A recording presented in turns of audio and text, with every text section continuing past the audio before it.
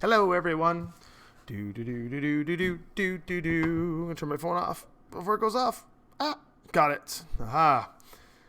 I have an R2D2 ringtone, and the R2D2 ringtone goes off, and everybody can hear me. And it looks like I just beat my own phone. Ha ha. Ha ha ha ha.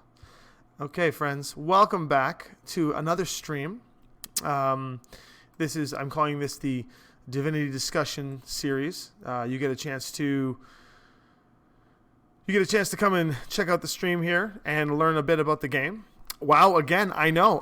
Here's the thing. Here we are again. I'm giving extra streams on this because I happen to really enjoy it, and I'm noticing that it has a profound positive effect on the campaign. Everybody gets the chance to ask questions, and they get a chance to learn a bit more about the game and its design. And if there's any questions that I hear that I can't answer, it allows me to build a bit of a Q&A for when we do the Ask Me Anything at PAX Unplugged, which is coming up, which somebody in the chat here will have the pleasure of being there with us this time, finally. Are you excited, Richard? I'm actually really excited to go on a road trip and have you in the car because we can actually catch up and talk about like music and all kinds of fun stuff. So I'm really excited about that. I'm going to get rid of this microphone in the way. Try and keep the shot to a beauty shot of some sort. If you just don't care about the microphone being there, then I don't care. So, here we are, friends. Another episode. I wanted to show you guys some cool stuff. We're gonna wait and see if the crowd builds up a bit, and then I was thinking, I've been showing various parts of the Divinity board game to you guys. I wanted to go through some stuff and just last feed, I was showing off one of the villains, one of the enemies, and you guys got a chance to see what one of the enemy cards looked like up close. And I'm glad you had a chance to see that because I think people really enjoyed that. This time around, I kind of want to go through some interesting things here, mainly the skill trees. How's it going, Eric? I would like to go through some of the skills, these interesting looking skills we have here. I'm not going to go through all of them because there are a lot of skills, and they all come in the different talents. One of the cool things, and you can see on the back, they look like skill books, which I thought was kind of interesting. So you got these these skill books, as you can see, much like in the game. When you find a book, you got to read it, and then you increase your skills. It's one of the ways to level up because there's been some questions about the level up mechanic. So I'm just figured I would just go through some of these skills and sort of just show you how they work and show you the artwork and stuff like that. As you can see, we'll go through my favorite. Scoundrel is one of my favorite skill trees that we have so far. And you can see people were asking if we had multiple copies of something. Well, as you can see, we have 2 cloak and daggers and 2 throwing knives. We have 2 of everything for this particular skill tree for the sample, except for level 2 and level 3 skills, because for the purpose of the demo, we don't actually have more skills printed because we want to try and diversify for testing purposes and whatnot. But so you've seen in the opening video, Annika uses cloak and dagger. She's like, well, first I'll use cloak and dagger, and then she jumps. This is cloak and dagger, and how cloak and dagger works is, this is an example, is you can see, here's how you read the skill cards. So you've got, it tells you, it's got the ability for what it is, the icon is for what skill it is. And scoundrel is the skill, and you can increase the scoundrel skill ability with as you level up and all that fun stuff. Let me just quickly go here. All right, go back to basic info. All right, so then, sorry, just clicking on some stuff here. So then you've got what level it is. This is a level 1 skill. As you can see, I've used this one already. This is a Staples print run. This is a basic cardstock print run that we did in-house, so this is not the actual cardstock you're going to get. It's important to note that because this is a prototype piece that I bent to death because I've played it a billion times. It also has an action point cost. This is an action point cost. This will cost me 4 action points to use the skill, and this is the cooldown icon. And the cooldown icon has the little clock and a number. And that goes, if you have your character board, that would go into cooldown slot 3. I'm lying. It's hard to do this inversely. That would go into cooldown slot 3. So then next time I take a turn, I'll go to cooldown slot 2, take a turn, I go into cooldown slot 1, except that it has text that tells me what to do, and then I bring it back to my hand. So what happens when you use Cloak and Dagger? So it says self, so it can be used only on yourself. You can't Cloak and Dagger any of your teammates. And then it says here, move, period. So you get a free move, which is excellent if you combine that with the Rogue's Pawn ability. So you can basically move 2 times for free without even spending any action points, which is like awesome for a Rogue to be diving around the board. So it says move. So you just move. And then, come on, get into the light there. There we go. And then, I can't do this in inverse. And then it says, try and get close to you guys to give you some light. There. When you attack, you get invisible.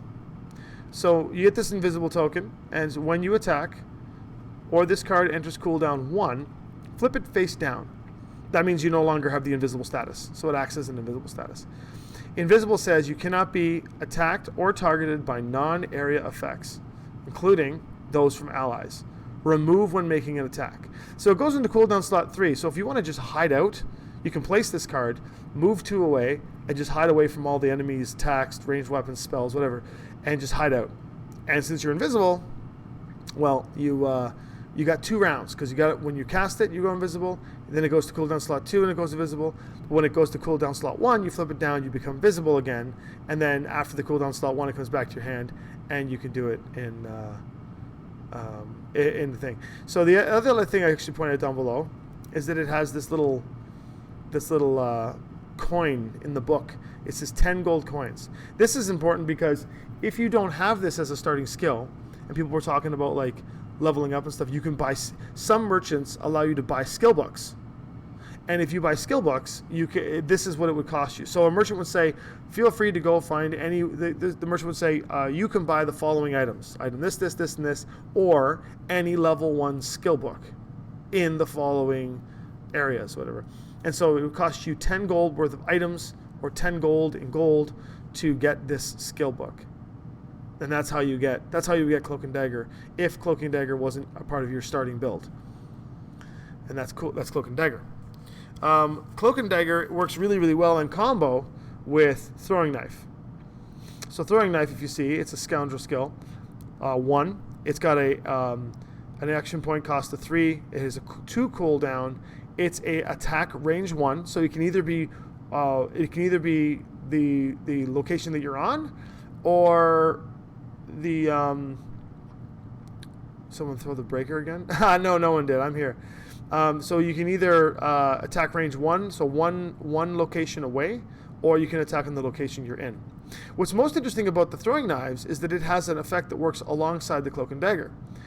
For example, it says you need to roll, it's a melee attack, so that's the type of weapon it is. It's a melee attack, and you get to roll 4 black dice, so 4 generic dice. However, if you are invisible, use the blue dice for this attack.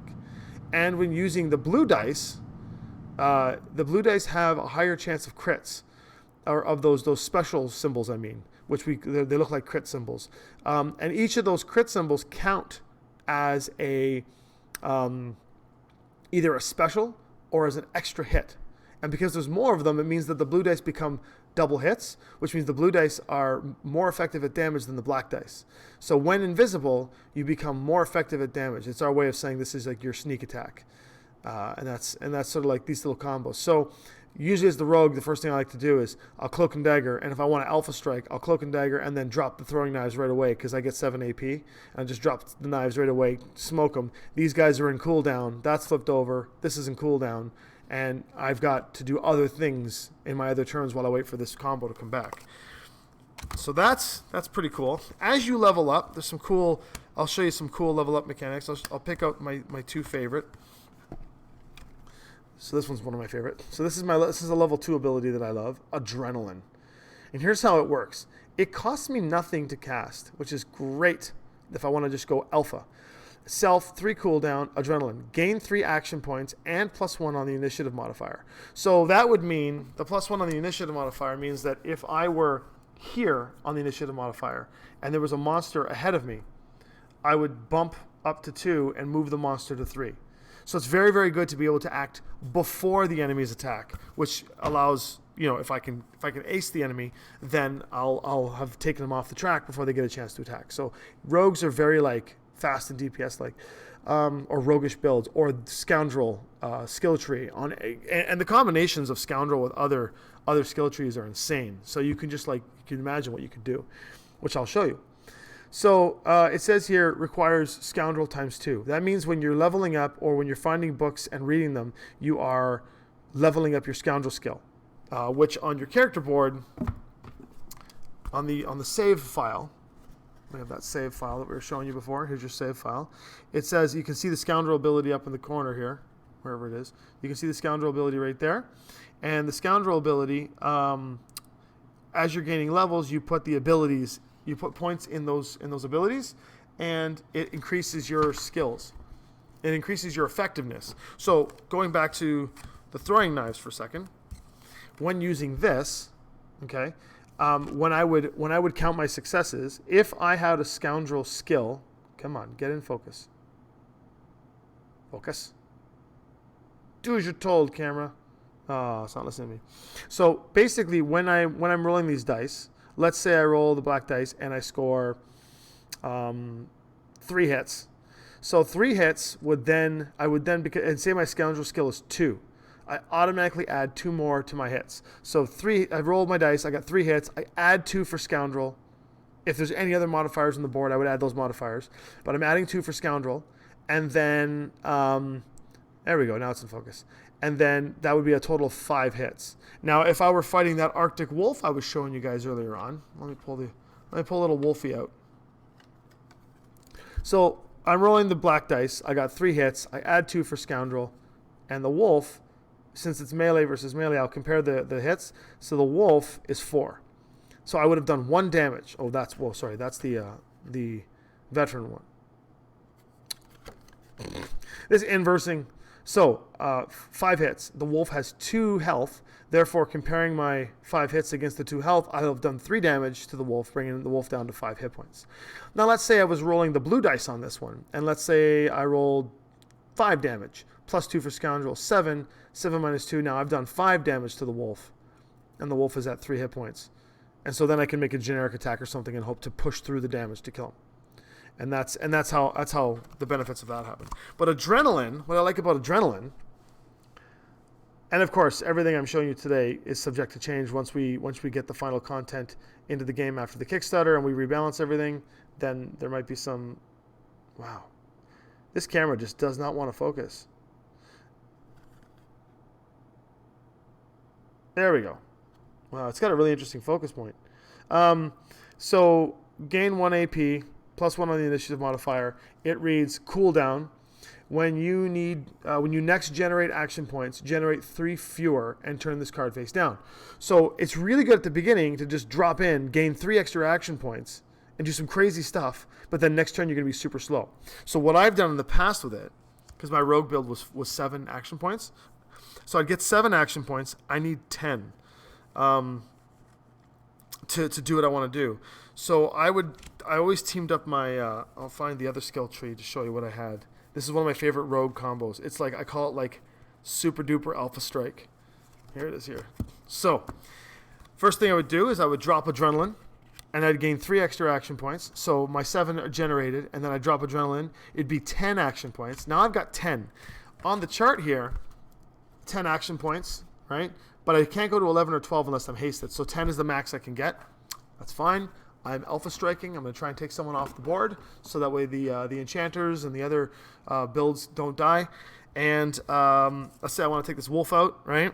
So I'm going to go Fury of Blows. So I drop the adrenaline. I go up to 10. I'm going to spend 5 on my Fury of Blows. I've got a couple of knives. Fury of Blows is really cool. This is part of the dual wielding tree. Divinity didn't have the skill trees for all of the abilities that we need to use in the game, so we actually had to create a few. And I'm not sure if dual wielding is one of them, but we had to create a few to act in exchange. So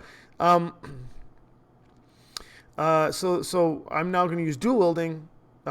Fury of Blows, melee, single attack. Attack once with each one-handed weapon. If I have this skill set and I'm building up in it, and I got say 2 points put into it, I'm going to have 2 weapons. So let's say I have the rapier and the assassin's knife, which is something that I believe I have in one of my playthroughs. Each of them have 3 dice. They've got a ton of specials. The assassin's knife crits for 2 bonus hits.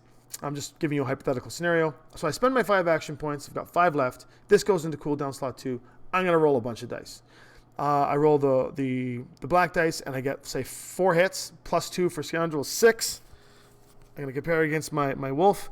6 minus 2 is 4 damage. I've done 4 damage to him. So the wolf is 4 damage. Then I get to attack with my rapier. It's the blue dice. So let's say I score 4 hits there, plus 2 for my skill set on that one is... Oh, I don't get the skill set on those. But I get the skill on the Fury of Blows. So plus 2 on the skill set for that one. That's 6. 6 minus 2 is 4. I've Alpha Strike the wolf. But let's say there's another two other wolves or another monster or something on the same board. So I've Adrenaline. I've Alpha Striked one of the wolves. Like went in, Alpha Striked one of the wolves. And then I've still got 5 AP left. I'm going to use Cloak and Dagger, go invisible, and I'm going to get myself out of there as fast as possible so the other wolf can't beat me up. And that's like one of my favorite roguey first turn moves to do. So just to repeat, I'm fighting this wolf. He's got 2 or 3 of his buddies. It's fine. No problem. I got this handled. Adrenaline. Boom. 7 AP. Plus 3 AP. I'm at 10. Oh, God. What's going to happen? I got daggers and stuff. Going to come in. Fury of Blows. Roll a bunch of dice. Blow things up. I kill the wolf. But now his buddies are mad. Peace. I'm out. I'll let the fighter tank these guys. Bye. Out I go. Cloak and Dagger. Anybody get that reference I just did? So that's that is a couple of skills there. Let's see here. I'll put this wolf back. There you go. So that's some of the skills there. I really love that. Oh my God. And the skills get even crazier too. I mean, there's also Chloroform. That's just disgusting. That's a level 2 ability. Chloroform. All right, so I'll put those guys away. And then Fury of Blows is part of the dual wielding. And Fury of Blows is so gross if you can get good 2-handed weapons, especially if you can up your 2-handed weapons. I mean, imagine. Let's go through some weapons here. Let me go find some uncommon items, some like next level weaponry. There we go. Saber, and let's do the saber, and we'll do the Brute's Club. That's a 2-handed weapon. The spear, saber, and the Brute's Club. I'll show you these 2 weapons. So imagine as my rogue. Imagine as the rogue. I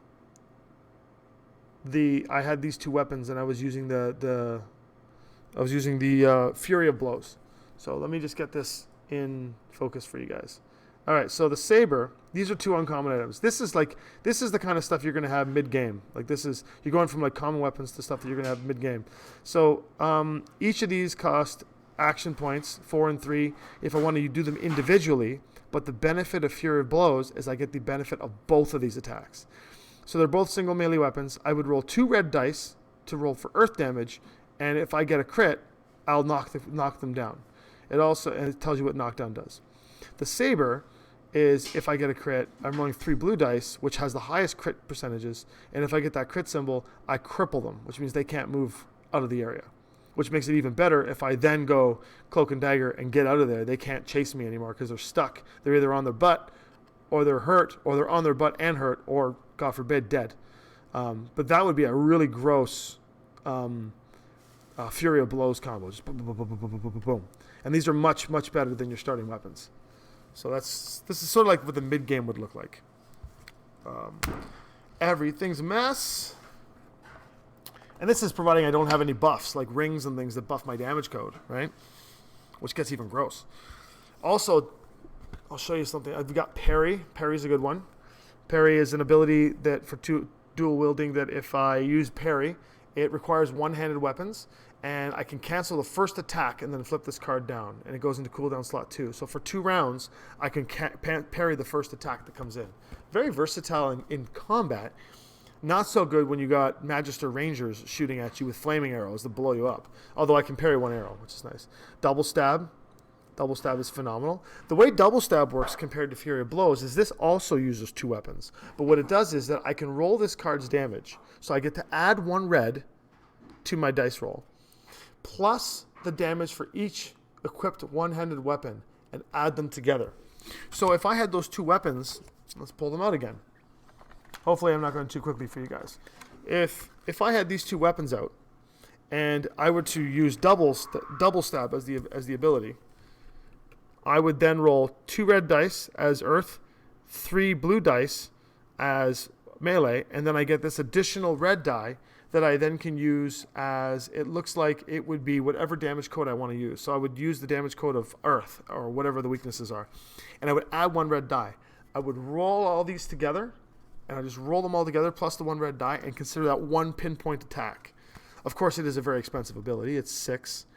I wouldn't be able to use this ability with Adrenaline and then Cloak and Dagger. So I would be committing to a much heavier Alpha Strike. In fact, I probably wouldn't even use Adrenaline. I would just use this and then just hope I can Alpha Strike a wolf and kill a wolf.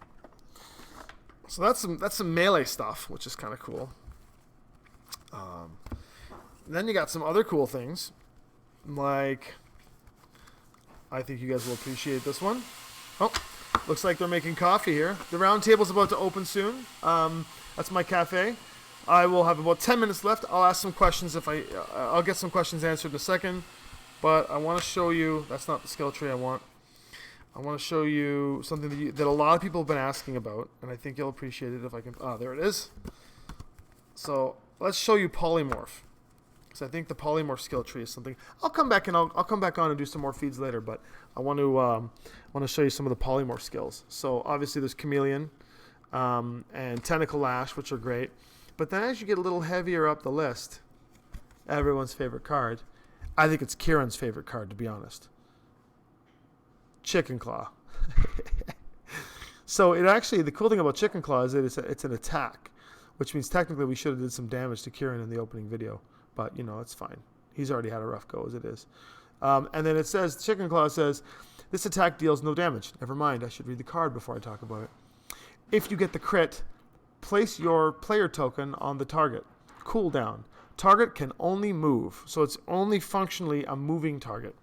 When the card enters cooldown 2, flip the card face down, remove your token. So you turn it to a chicken for a couple rounds, and the chicken can just move around. That's all it can do. Buck, buck, buck, buck. It's a great way to shut out an enemy or to piss off one of your teammates, because, you could turn them into a chicken, like we did for Kieran.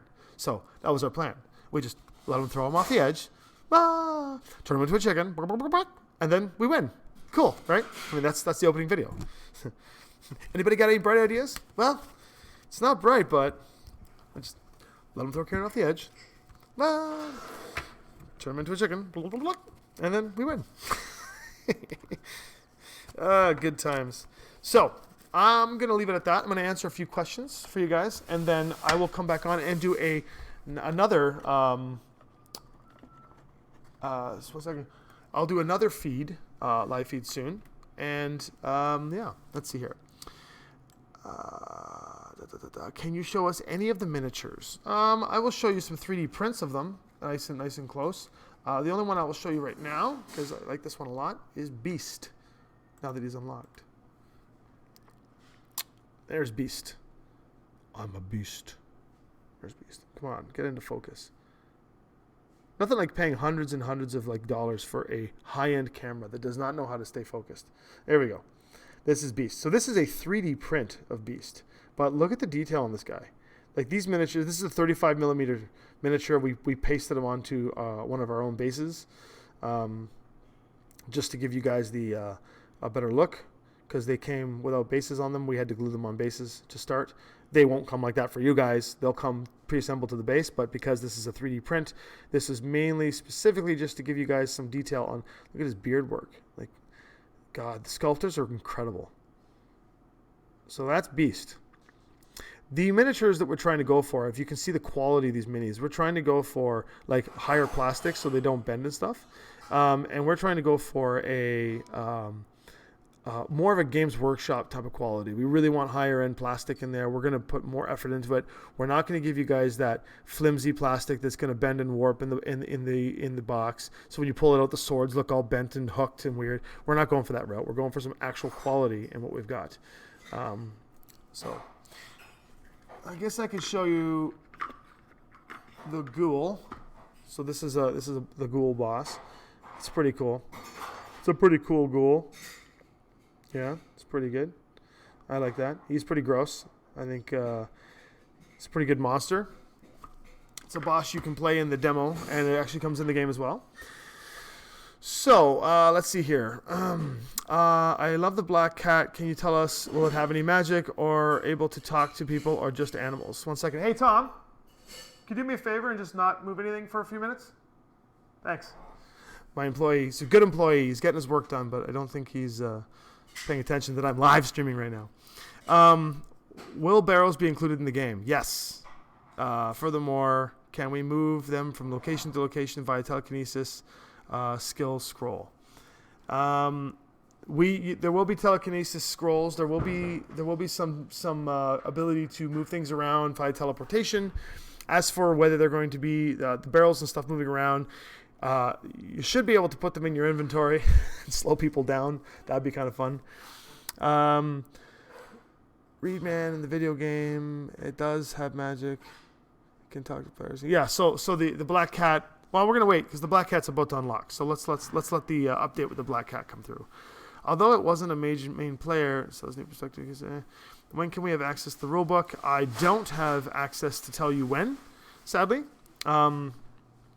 Because I do not know when we are to release anything. So I do not know. I just know that we are working toward it. Yeah, so if you have any other questions, now's a good time to ask. The cafe is going to open in about 6-7 minutes. So before the customers come rolling in and causing major disturbances to this feed, I just figured I would jump on for the last half hour. I believe we're going to be putting these dice up soon. I think we might even just put them up on the page. When you see the graphic up, I'll put it in the comment section. If you want to pimp out the dice, go to town. We'll have other options for you down the line. And yeah, I think that's good. The next time I come on, if you guys have any questions and stuff, feel free to put the questions in the comments below this video once the video is posted. And I will try to adhere to those and try and do another Divinity discussion. They're not scheduled because I don't know when I've got the time and ability to sit down and talk. So whenever I get a half an hour and I can set up my video setup, I will video stream for you and give you information. Eric, that's an interesting question, actually. Will there be metal? Oh, sorry. Carl asks, will there be metal dice available? And the answer is yes. We are getting samples of metal dice put together, and I believe the metal ones will be. I'm not sure if we're gonna have the samples at PAX Unplugged or not, but the metal dice are pretty cool. If you have any questions about what the quality of the metal dice are going to be, or the gemstone dice, just go on to Norse Foundry's site, norsefoundry.com. You can take a look at all of their dice selections and all of the quality and the reviews, so you know what company you're stepping into the ring with. The question that Eric asked about a playmat, I would love a playmat. Whether we can pull one off is another thing, but I think it'd be really cool to do like a larger 3x3 playmat that has a spot to put the board on top, and that has like sections for you to lay out all your cards and stuff, so that everything's kind of laid out for you. That would be really cool to do. So that's an interesting thing. Have a little section that you would put your character card, and then have slots underneath it so it fits on the mat, and then you've got all your cooldown slots, and gives you enough time and space to do what you need to do. So that's a cool idea. I mean, there's many days left in the campaign, but it would be kind of cool. Can the side quests be stored in the main box? Yes, the box is not in final form in its size at the moment. It might be a little deeper. I know there's been some discussion about the size of the box being a concern, being a very big box, but it's not going to be so big that it's not shelf worthy. I mean, we've got there are box sizes that it could be. I'll get you a sample of what I think it could end up being if we keep unlocking these crazy big minis. Hold on. So, there we go. Lots of the customers are coming in now, so I'll make it quick. So this is an example of of a box that's been well used in the cafe here. It's my copy of this game called Sprawl Ops, and it's a pretty big box in comparison. As you can see, it's a little thicker, same size in general, but it's a little thicker. So if anything, we might have to go just a little bit thicker on it. And there is the front of the box. So it's a pretty decent sized box. It's heavy, so it's got a lot of components in it, and that's an important thing. Yeah, you knew it would be Sprawl Ops, right? Oh, I mean, comparably, it's the right size. And this isn't the biggest box to put on your shelf. I mean, it's like I'm boomboxing, but it's not bad. Of course, I got to plug it. It's another game we made. But, which also, if you're a big Shadowrun fan, once this campaign is finished, Chronicle System might be digging into the Shadowrun universe at some point. But we'll leave that at that. All right, so Playmat, great idea. Please feel free to write any comments or questions in the feed below. I'm going to fire that guy if he makes any more noise. He's literally opening the door to piss me off. So, anyways, guys, thanks so much for watching the feed again. I'm going to come back on when I got some spare time, and we will continue the discussion. I'll show off more skills, and we'll just get further and further and further. Does Veli get a face ripper? Oh, the face ripper, Bob, has to be in the game. Absolutely. All right, everyone, thanks so much for watching. Please feel free to share this video anywhere you can, and put it on the page itself, and we'll see you then. So, whole lots of goodbyes.